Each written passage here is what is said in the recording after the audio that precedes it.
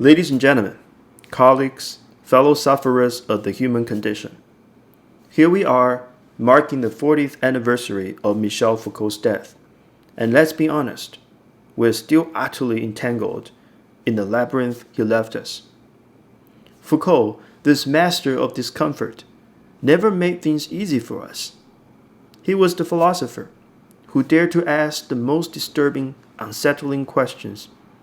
And in doing so, he flipped our entire understanding of power, knowledge, and society on its head. And yet, even as we admire his intellectual acrobatics, let's admit it, engaging with Foucault is like trying to dance with a tornado. Exhilarating, yes, but also disorienting, and let's be real, more than a little terrifying. Foucault wasn't your typical philosopher, dusty and detached, musing on the nature of truth from the safety of an ivory tower. No. Foucault was out there, in the trenches, poking and prodding at the institutions that shape our very lives. Prisons, hospitals, schools, the family, even our very selves. He had this almost uncanny ability to reveal that what we consider normal or true is in fact just the product of power relations. The so-called truth we cling to, they are neither timeless nor universal. They are constructions fabricated and enforced by those who hold power. In other words, Foucault took our comfortable world, turned it upside down, and forced us to question everything. But here is where it gets really interesting, or should I say, tragically ironic. Foucault's ideas were so revolutionary, so potent, that they've been hijacked by the very institutions he sought to dismantle. Picture this. A museum director, racked with anxiety, trying to display indigenous art without perpetuating colonialism. Or a medical association staging a public confession about its own complicity in racism. These are the kinds of scenarios that will make Foucault both laugh and cry.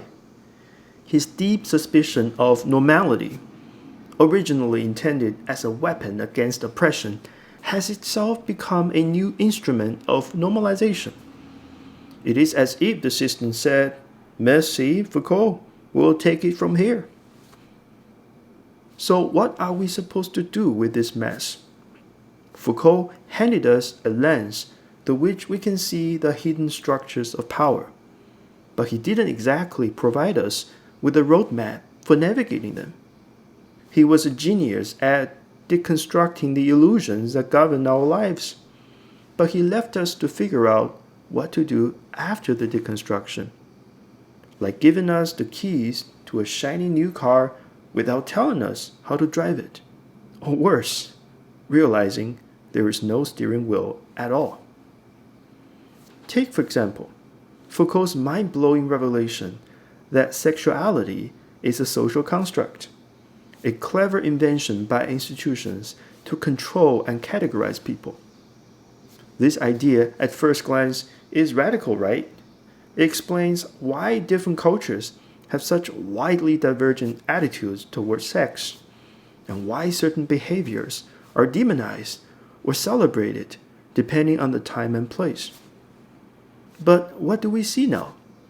The very same institutions have co-opted this idea, turning it into another mechanism of power and control.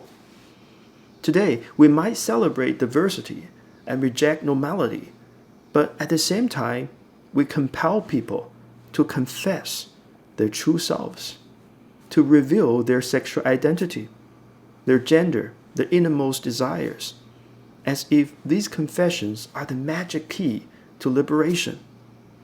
And who benefits from all these confessions? The institutions themselves, which use this information to bolster the power and tighten their grip on our lives. Foucault leaves us in a rather tricky spot. On one hand, His work is an invaluable treasure trove of insights that helps us untangle the complex web of modern life. On the other hand, his refusal to offer clear moral guidance or a concrete path forward can make us feel like we've been handed a compass that only spins in circles. So, what's the lesson here? Foucault gave us a powerful tool, a double-edged sword, really. It can cut through the lies and illusions that sustain oppression, but if we are not careful, it can also deepen the very problems we're trying to solve. As we continue to wrestle with these ideas, we must remember it's not enough to tear down old structures. We must also think about what comes next. We need to build something better, something that not only challenges power, but also offers hope, justice, and humanity. Foucault's legacy is one of dazzling contradictions, and it's up to us to navigate them with wisdom and care. Let's not just quote him in our academic papers or invoke his name in abstract discussions of power. Let's actually engage with his ideas, wrestle with them, and think critically about what they mean for our lives and the world we want to create. And let's do it with the same fearless curiosity and relentless questioning that Foucault himself embodied.